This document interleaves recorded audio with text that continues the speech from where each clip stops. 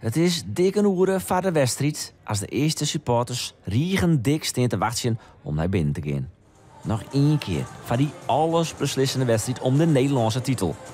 10 keer troffen Utrecht en Snits elkaar dit seizoen. En beide wonnen ze 5 keer.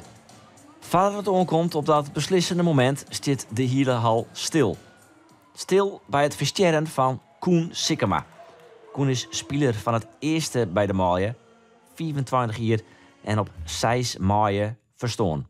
En dus is het stil in de Sneker Sporthal.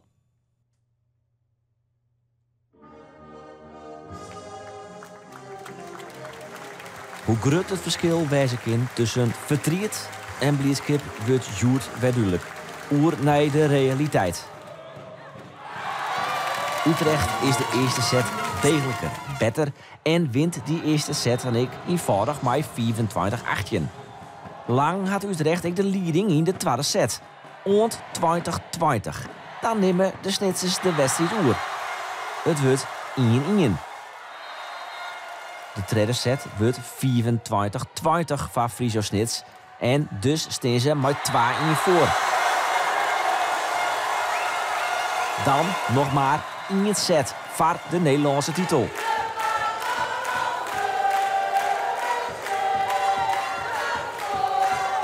Een set voor de 11e Nederlandse titel in de historie van VC Snits. De eerste sinds 2016. Het wordt maar liefst 24-15. Nog 1 keer als Snits het al maakt en het feest losbarst.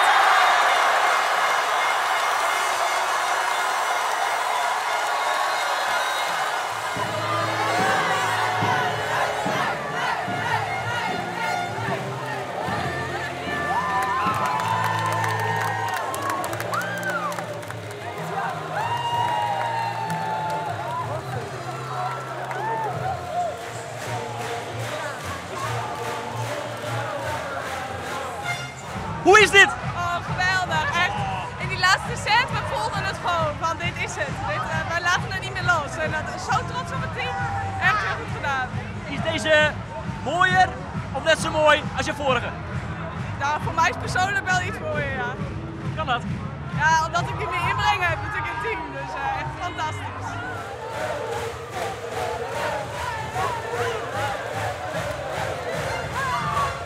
Hoe mooi is dit? Ja, dit is fantastisch. En thuis in deze ambiance en dan kampioen worden, ja, mooier is het niet. Mooier is Wat doet deze titel met jou? Ja, dit is geweldig. Ze vroegen net van de NOS, ja, je komt even binnen waar je pakt een titel en je gaat weer weg. Maar ja, prima zo. Ja, vertel mij nou eens wat dit met jou doet. Nou, dit is toch geweldig. In eigen huis kampioen worden, dat kan niet beter toch? Nee, echt geweldig. Nou ja, dat heb je vaker meegemaakt natuurlijk, kampioen worden. Klopt, maar goed. Ik ben wat jaartjes ouder in een andere rol, dus het is heel leuk om het nog een keer te doen. Je moet je melden.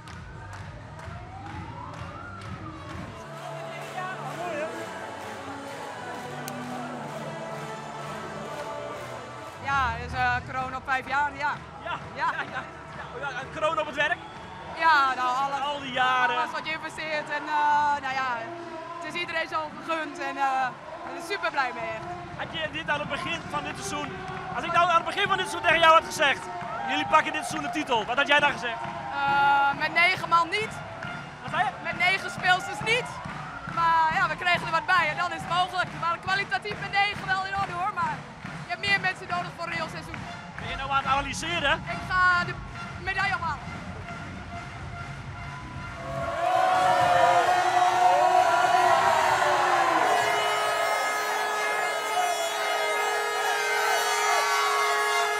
Hoe mooi is dit? Oh, dit is zo mooi. Jij was zo het verwerkt, Marcel. Dus ik ken het ons dan bijwezen, Marcel. En ik denk dat Piet zich heel trots is. Ik denk dat het bovenin heel trots is en dat is Koen. En die is ik mooi uurs kampioen worden. Dus ik ben iedereen heel dankbaar die hier. En dit geeft me heel mooi Marcel voor hier. Hoe grote rol spelen dat? Met het idee dat je hem van Koen dient?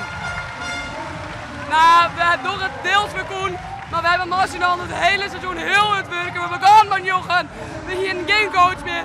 Harry komt hier vliegen en we stenen Marcel met een bak vertrouwen en we hebben gewoon die in. Dus dat is gewoon heel mooi.